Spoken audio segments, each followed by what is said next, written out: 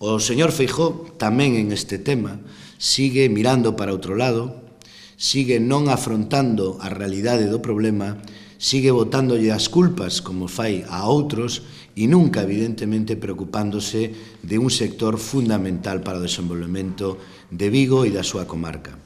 E aquí tamén quero facer fincapé o papel que está facendo a actual presidenta da Autoridade Portuaria e candidata do Partido Popular, que tamén en este tema, máis preocupada por outras cousas, cala e tampouco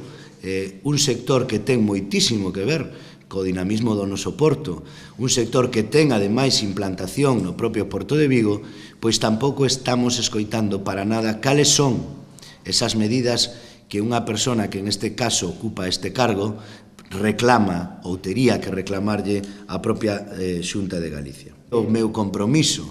se chego a ser, como espero, alcalde desta cidade, é necesario concitar un amplio consenso con todas as administracións, negociar con todas as administracións implicados nesta materia para que se chegue a un gran acordo, para que se proceda precisamente a poñer en práctica este centro de reparacións do naval. Temos unha man de obra cualificada, temos espacio, temos ademais experiencia de abondo para que esta iniciativa se poda poñer en marcha e levar adiante como un impulso moi importante tamén de certa regularización e reconversión dos nosos asteleiros de cara a posibilitar a continuidade da súa carga de traballo e a continuidade da súa actividade empresarial.